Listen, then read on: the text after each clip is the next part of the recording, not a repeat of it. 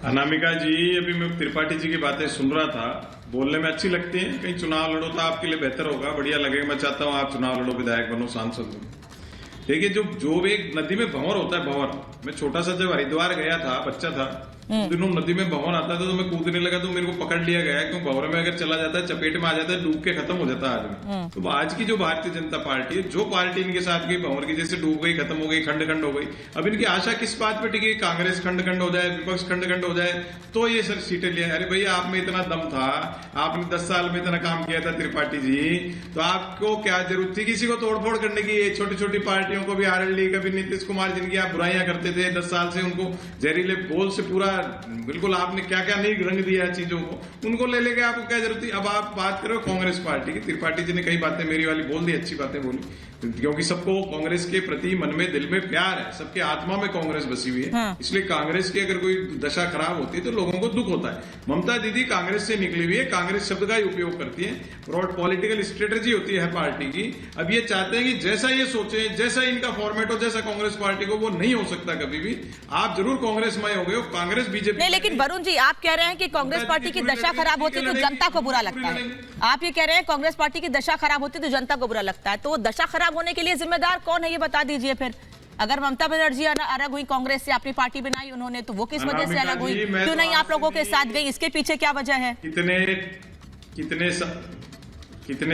कितने समय से कह रहा हूं, सेंट्रल सिस्टम को दुरुस्त करने की आवश्यकता है। सेंट्रल सिस्टम दुरुस्त हो गया तो ये भारतीय जनता पार्टी जो आज की है, पार्टी में तो डिफरेंस है नहीं। इनका तो विस्तारवादी नीति क्या है, दूसरी पार्टियों को ले आओ, प्योरिटी खत्म कर दो अपनी पार्टी की। पहले अटल जी, अडवाणी जी युग तक था, संघ पृष्ठभूमि देके बिगड़ आगे नहीं बढ़ाते थे। आज ये तो सबको ध्वस्त कर रहे हैं। क्यों? क्योंकि सत्ता का लोभ है, सत्ता चाहिए, क्योंकि निजीकरण करना है। दूसरी पार्टी आ जाएगी तो इनके जो आप दिखा रहे थे माफिया राज, घोटाले खुलेंगे, नोटबंदी से लगे। महेश शाह का तो पता ही नहीं कहां गायब हो गया, मोरबी में पुल गिर रहे। अभी आप गुजरात, अब यूपी की बात करते हो, बुलडोजर बाबा कहां है? बलिया से लेके, कानपुर से लेके कितनी घटनाएं हो रही है। मध्य प्रदेश तो महिलाएं गायब होने में नंबर 1 है, उस पर नहीं बोलते हो आप। तो ये देखिए, जनता देख रही, जनता उगता चुकी है, मुक्ति चाहती है इनसे, ऑल्टरनेट चाहती है। अब ऑल्टरनेट आप जो कह रहे हो कि गठबंधन, जो विपक्षी गठबंधन है, वो दे पाता है कि नहीं, वो आपको पिक्चर क्लियर होगी 15-20 दिन में, जब टिकटों की लिस्ट आ जाएगी, उसके बाद पता लगेगा। वही तो चैलेंज है। देखिएगा, मैं आपको फिर विनीत गोयनका, विनीत जी, यही तो चैलेंज है कि जिस कुनबे को मजबूत होने के लिए तमाम जगहों पर मीटिंगें हुई, बैठकें हुई, बातचीत हुई, ममता बनर्जी भी वहां शामिल हुई, वो मजबूत होने की बजाय टूटता जा रहा है। अब कहां पर सीटों की बात कर रहे हैं? महाराष्ट्र में, जहां पर पहले ही उद्धव ठाकरे ने अपनी पार्टी के कुछ लोगों का नाम ऐलान कर दिया, संजय निरुपम नाराज है। अनामिका जी, आपको राम राम, सभी को पैनलिस्ट को राम राम, दर्शकों को भी राम राम। ममता जी के बारे में तो सभी को पता था कि मतलब ही ममता है।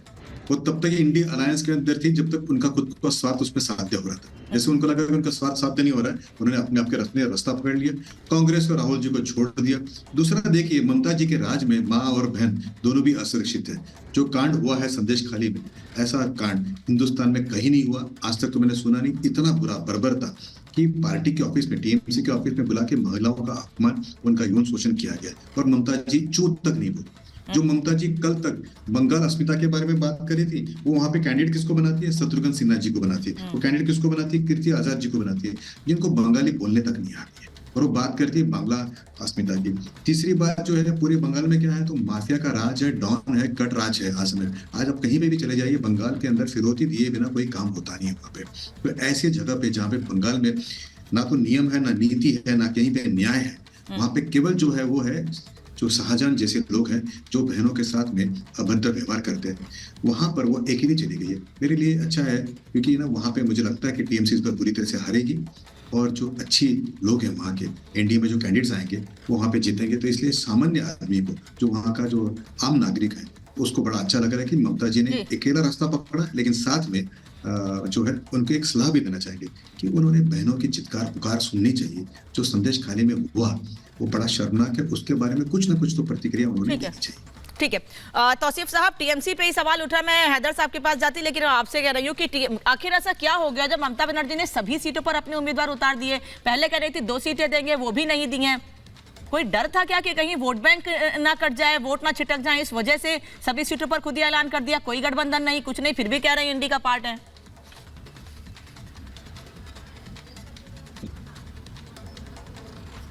तौसीफ जी, देखिए, बंगाल में सीट शेयरिंग को लेकर के अग्रीमेंट नहीं हो पाया। जी, बंगाल में ये बात तो आज से नहीं बल्कि लगभग 1-1.5 महीना पहले इस बात का ऐलान हो गया था कि कांग्रेस पार्टी को 2 सीट ऑफर किया गया था, जहां से वो 2 सिटिंग एमपी हैं मुर्शिदाबाद और मालदा से। लेकिन कांग्रेस पार्टी और ज्यादा सीट चाहती थी, जिसको लेकर के सीट शेयरिंग का मामला जो है वो वैसा ही रह गया और अल्टीमेटली ममता बनर्जी ने ऐलान कर दिया कि वो एकला जाएंगी। एकला चलो रे का नारा उन्होंने दे दिया था कि बंगाल में सारे 42 सीटों पे वो अपने प्रत्याशी उतारेंगे। तो इसमें कोई ये नई बात नहीं है, कोई आश्चर्य वाली बात नहीं है। पिछले चुनाव में भी ममता बनर्जी ने अकेले ही चुनाव लड़ा था 2019 में। नहीं तो सर 2019 में ऐसी कोई बैठकें भी नहीं हुई थी ना, ताकत दिखाने की कोशिशें भी नहीं हुई थी, ना ही कहा गया था कि कांग्रेस, समाजवादी पार्टी, आरजेडी, ममता बनर्जी की पार्टी, टीएमसी सभी मिलकर चुनाव लड़ेंगे। तब ऐसी कोई ऐलान भी नहीं किया गया था ना सर। अभी तो मीटिंगें हुई, बातचीत हुई, उसके बाद भी सहमति नहीं बन पाई। खड़गे जी का तो ये तो प्रधानमंत्री बना रहे थे। तौसीफ साहब जी हाँ, अभी तो मीटिंग हुई थी और ममता बनर्जी ने इसमें अगुवाई की थी।